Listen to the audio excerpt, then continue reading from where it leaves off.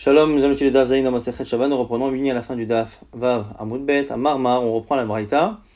Avaliam ou Bik'a ve'Istevanit ve'Karmelit, Ena lo Keshut Yachid, ve'lo Keshut Arabim. Ces endroits-là, donc la mer, la plaine, Istevanit ve'Karmelit, donc un endroit commerçant et Karmelit, on verra ce que c'est. C'est pas ni Keshut Yachid ni Keshut Arabim.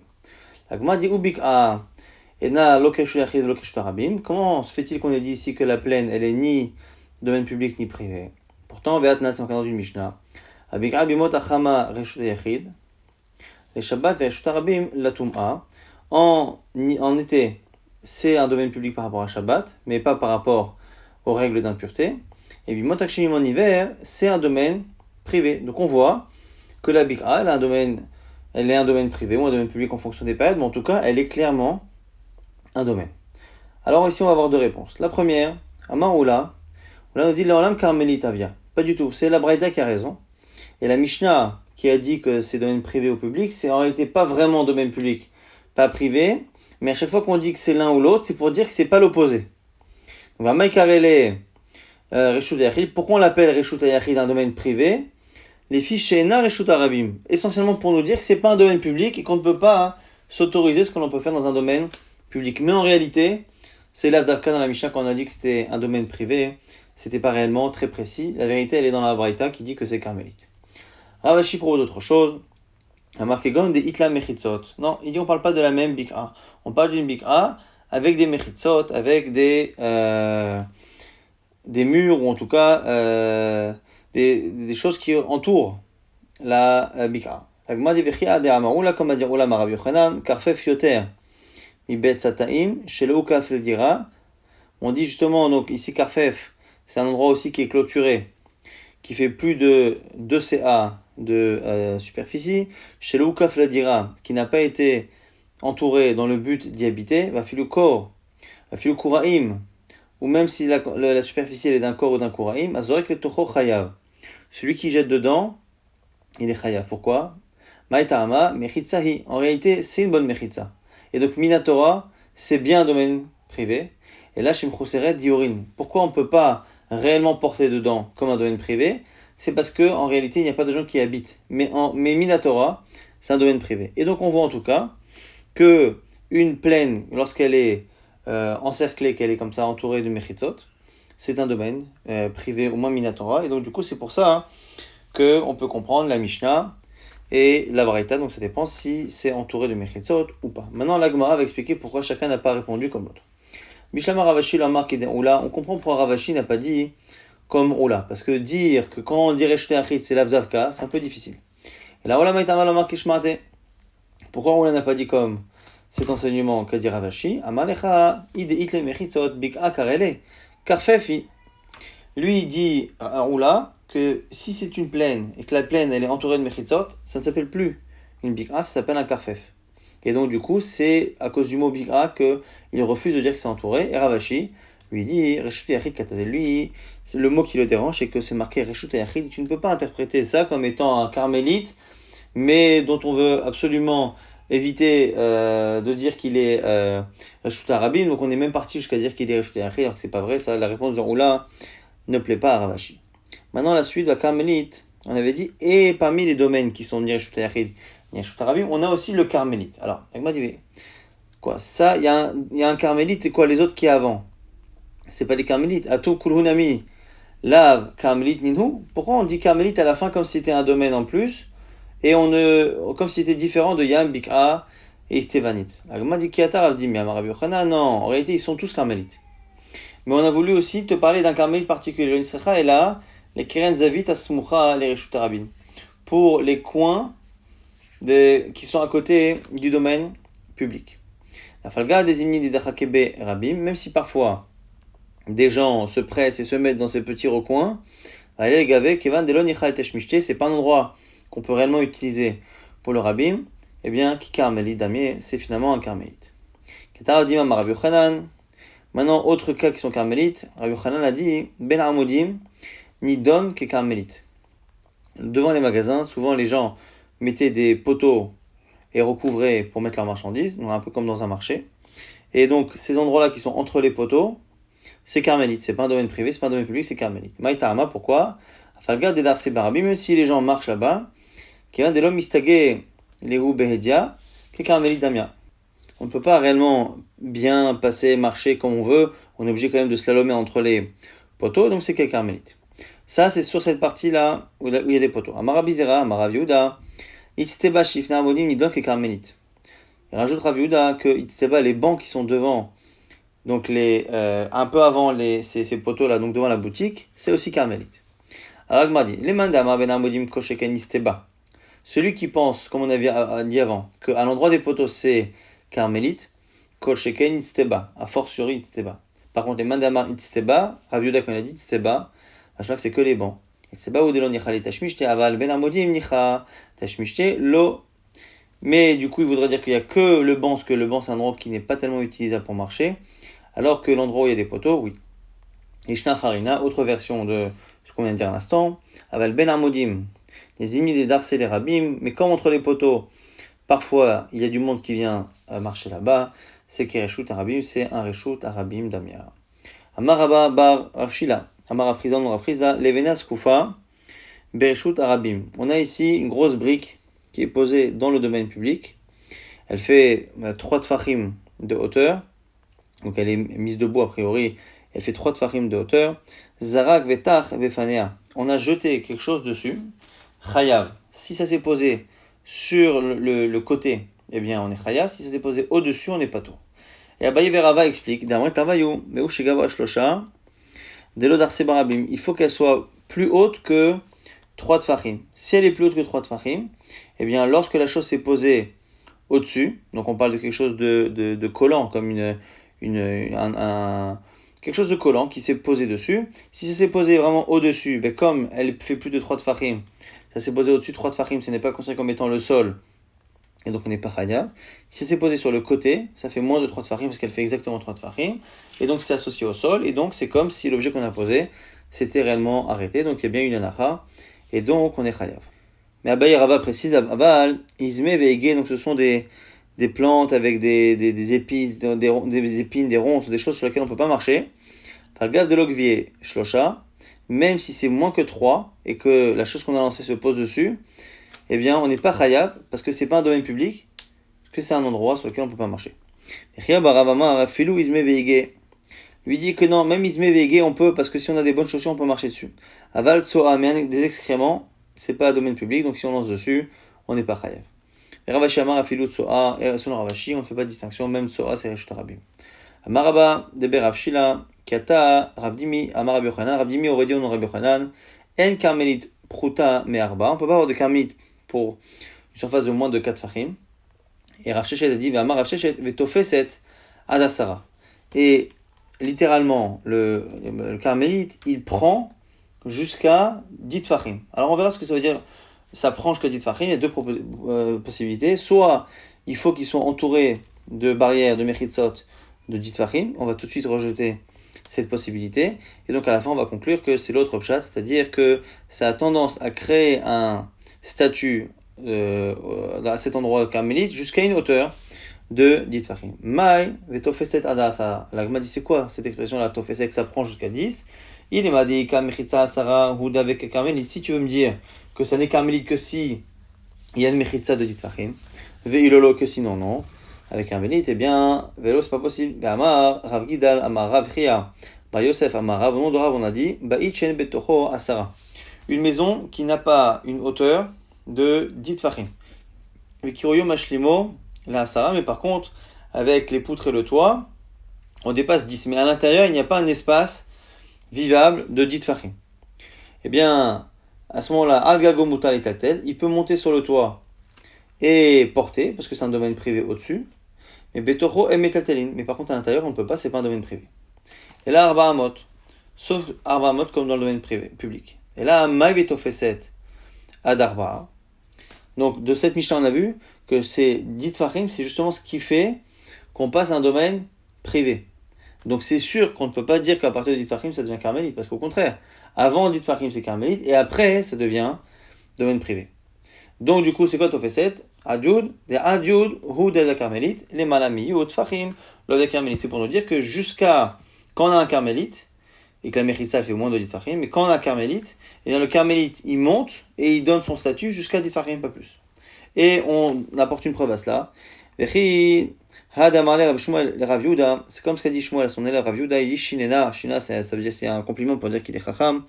L'OTV bemile de Shavta le mala miyud. Ne te préoccupe pas du problème de Shabbat au-dessus de 10 Tfachim. Alors par rapport à quoi? La Gemara va exclure le domaine privé, exclure le domaine public, et donc à la fin on va dire c'est forcément par rapport à Carmélite qui lui a dit ne te pose pas de questions par rapport à plus de 10 Tfachim. Le mail est il est madin shtayachid le mala miyud. Si tu veux dire qu'il n'y a pas de domaine privé au-dessus de 10, c'est faux. Celui qui a planté un poteau dans le domaine privé, il a mis quelque chose au-dessus, il a déposé après un objet, et bien philo gavo ame ama, même si ça fait 100 amot, chayav mipne chez reshut yachid, là alarakia, parce que le domaine privé peut monter jusqu'au ciel. Et là, derrière reshut arabim, les malamiyud. Si peut-être qu'on peut imaginer que ce qu'a dit Shmuel, c'est mieux apprendre qu'il n'y a pas de domaine public au-dessus de 10. Mais ça, on le sait déjà. Matitin, c'est une Mishnah claire. Ditna, nazorek arbamot bakotel. Les malamiyud fachim, kezorek ba'avir, celui qui jette quelque chose sur un mur au-dessus de 10 tfachim, c'est comme s'il avait jeté dans l'air, c'est comme tout. Les matamiyud en dessous de 10, tfachim kezorek ba'aret, c'est comme s'il avait jeté par terre. Et donc c'est un saut. Donc forcément, ce qu'a dit Shmuel, c'est par rapport à Carmélite. Et la Carmélite, et il lui a dit donc, ne te préoccupe pas de Carmélite au plus de 10 tfachim, machma qu'au-dessus de 10 tfachim, il n'y a pas de Carmélite, ni Carmélite, ni malamiyud. Et la Gemara nous explique pourquoi finalement le Carmélite est défini ainsi. On lui a donné des statuts facilitants comme le domaine privé, comme le domaine public. C'est-à-dire, en quoi c'est cool comme le Reshut Hayachid? C'est que finalement, on ne peut avoir Carmélite que si il y a 4 Fachim, comme le domaine privé. Or, c'est pas forcément nécessaire ailleurs. Et maintenant, on nous dit Mikule Reshut Rabim. Et pour nous dire que au-dessus de 10 tfachim, on n'a plus de Issour, ça c'est valable que dans le domaine public et pas dans le domaine privé. Et là-dessus, on a préféré que ça ressemble au domaine privé. Comme Carmélite c'est Darabanan, Chachamim n'ont pas voulu prendre toutes les chumrot, ils ont pris au contraire les côtés un peu plus cool de chacun, de Reshut Harabim et Reshut Hayachid, surtout que c'est aussi un statut qui ressemble un peu aux deux Carmélites, donc c'est normal qu'ils prennent un peu des deux. Goufa, Amar Rav Gidal, on reprend ce qu'on a vu plus haut, Amar Apri Amar Yosef, Amar Rav, Baïchen Betocho, Yud, Kiruyo, Mashlimo le Yud, Agago Mutal, Etatel Bekulo, Betocho Mitatelimbo. Et là, Berva Amot, ce qu'on avait dit que dans une Mishnah, dans une maison, dont le toit est situé à peu près à 10 tfachim, mais qu'à l'intérieur il n'y a pas d'espace de vie de 10 tfachim, on ne peut pas porter à l'intérieur, on peut porter au-dessus. Amar Abaye, Abaye nous dit Ve'im chakakbo, arba al arba, ve'ishlimo, et yud, mutal et tatel bekulo. Et si par contre, au milieu de la maison, il a creusé sur une superficie de 4 tfachim sur 4 tfachim, il a creusé et il a fait en sorte qu'à cet endroit où c'est creusé, on a bien 10 tfachim de hauteur. Eh bien, c'est mutar, c'est autorisé de porter dans toute la maison, même dans les endroits où il n'y a pas 10 tfachim de hauteur. Mutal et tatel bekulo. Maïtama, quelle est la raison? Avec Choré, Reshut Hayachid, ça a le même statut que Choré, Reshut Hayachid, que les trous qu'il y a dans le domaine privé. Que quand il y a un mur, et que le mur donne sur un domaine privé, et qu'il y a des trous dans ce mur, les trous qui sont du côté de la maison, du domaine privé, ont le statut du domaine privé. Et bien là, c'est pareil. Choré, Reshut Hayachid, Reshut Hayachid. Et le fait d'avoir des trous dans le mur, ça donne le même statut que le domaine privé. Là, c'est pareil. Ce qui est à côté de ce trou qui est au milieu de la maison, eh bien, est considéré comme étant accessoire à ce trou, et donc du coup, toute la maison est finalement considérée comme étant un domaine privé.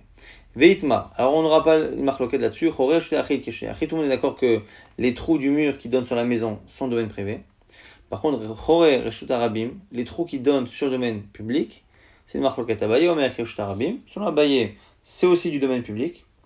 Et Rava Omer, là, qui Reshut Harabim d'Amoul, il n'est pas d'accord. Alors, chacun va objecter. Marlé, Rava et Abaye, Rava dit Abaye, les Dida d'Amatro Reshut Harabim, si tu dis que les trous d'un mur qui donnent sur l'extérieur sont comme l'extérieur, alors Mashna Meha, Echiata Ravdimi, Amar Rabbi Yochanan, explique-moi ce qu'a dit Rabbi Yochanan, Lo Nitzrecha el Kiren Zavit Asumcha le Reshut Harabim.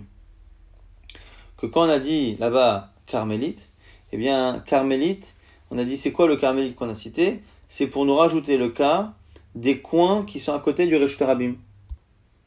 Et selon toi, Abaye, tout ce qui est à côté d'un mur, à côté d'un domaine, eh bien, ça a le même statut que le domaine. Donc, Teveke Reshut Harabim, selon toi, ce coin-là qu'il y a devrait être comme, finalement, les trous qu'il y a dans le mur, et donc devrait être Reshut Harabim, donc ça peut pas être carmélite. Donc, m'a dit non, il y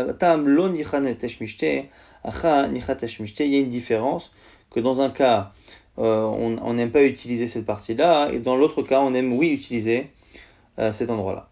Maintenant, Tnan, on essaie d'objecter toujours avec une Mishnah, Zorek Arba Amot Bakotel, celui qui jette 4 amot sur un mur.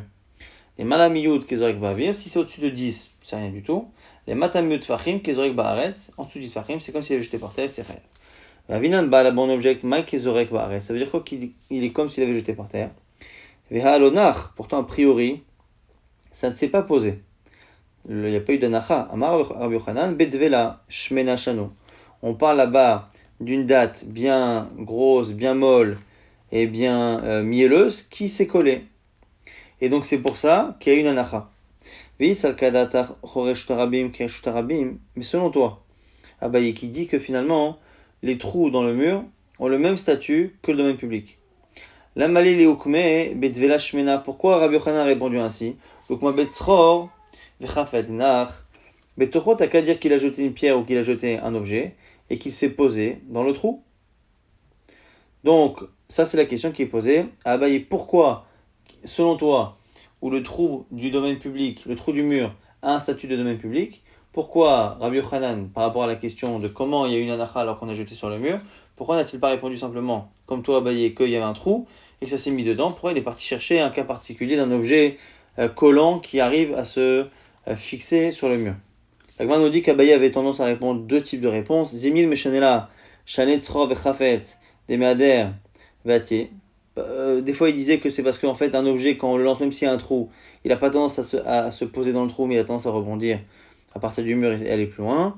Et Zimil Meshanela Bekotel Delit Vacho. Des fois, il disait, écoute, non, parce que peut-être qu'on parle d'un mur où il n'y a pas de trou. Donc, dire qu'il y a un trou, ou dire que l'objet il est collant, bah, c'est Sinokimta, donc c'est pareil. Et d'où on sait qu'il n'y a pas justement de trou, Mima, mi des katane, Recha. À cause du début là-bas. Dans la Mishnah, c'est marqué Zak lemalami yut fachim kezorek ba'avir. Celui qui a jeté au-dessus de 10 fachim, c'est rien du tout.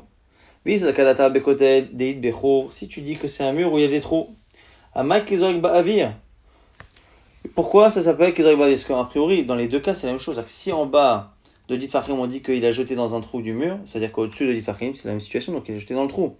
Donc pourquoi ce serait Kezorek Ba'avir? Anar Bechor, il s'est posé dans le trou.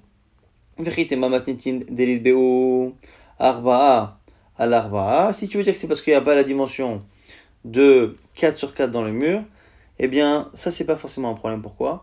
Parce que comme on est dans un mur, même s'il n'y a pas 4 sur 4 dans le trou, si en théorie dans le mur on peut creuser et étendre le trou et avoir 4 sur 4, eh bien Rabbi Meir, qui est comme dit Rashi, celui qui en général est l'auteur des Mishnayot anonymes, Rabbi Meir lui pense que lorsque on a un trou qui n'est pas suffisant pour avoir une halakha précise, mais que dans le mur il y a de quoi encore agrandir le trou et creuser, eh bien c'est comme si c'était fait. Et donc du coup, on devrait dire exactement la même chose ici. Et donc même s'il n'y a pas encore 4 sur 4, comme on peut creuser et avoir 4 sur 4, ça devrait finalement être problématique. Et donc du coup, pourquoi Rabbi Yochanan est parti chercher un cas de Devela Shmena plutôt que de dire simplement qu'il y a un trou, et s'il dit qu'il y a un trou, au-dessus ça pose vraiment un problème. Donc c'est pour ça que c'est pas possible de dire qu'il y a un trou. Celui qui a jeté au-dessus de Yud Fachim et qu'elle est partie là-bas dans le trou, Kol Sheu qui a une petite taille, Banou les Marloket Rabbi Meir, ça revient une Marloket Rabbi Meir et Rabbanan. Là-bas au sujet de la mezouza, lorsque l'on a une porte et que cette porte-là n'a pas les dimensions, la porte elle est creusée dans le mur, c'est un trou dans le mur, elle n'a pas les dimensions pour pouvoir mettre la mezouza, mais si on a encore dans le mur la place pour agrandir la porte et arriver à un shiur qui nécessite, et bien à ce moment-là on peut mettre. Là-bas, ça va chokekin et hashlim. On peut creuser le mur, mais c'est en théorie. Les hashlim pour compléter le shiur. Rabbanan c'est vrai, en chokekin et hashlim, selon eux, non. Si on n'a pas creusé, ça ne marche pas, donc on ne peut pas creuser en théorie. Et donc du coup, selon Rabbi Meir, même si le trou fait moins que 4 sur 4, eh bien, on considère que c'est comme s'il était là, puisqu'il y a la place dans le mur pour le faire. Et donc du coup, au-dessus de 10 tfachim, ça devrait être hayav. Donc dans la Mishnah, c'est sûr qu'il n'y a pas de trou, parce que sinon ça devrait être hayav même au-dessus. Or on a dit qu'au-dessus c'était Pardon, c'est pour ça qu'il n'y a pas de trou, on ne peut pas faire cette okimta. C'est pour ça que Rabbi Yochanan a dit que il y avait c'était un cas avec une date qui était shmena, qui était grasse, mais donc Abaye peut rester avec son pshat, qu'en général, par contre, s'il y a un trou dans un mur et que ce trou là-dedans sur le domaine public, ça oui, un statut de domaine public. Et là, la shmamina, bekotel delit, bechur shmamina, donc c'est bien la preuve qu'il n'y avait pas de trou dans le mur dans cet enseignement.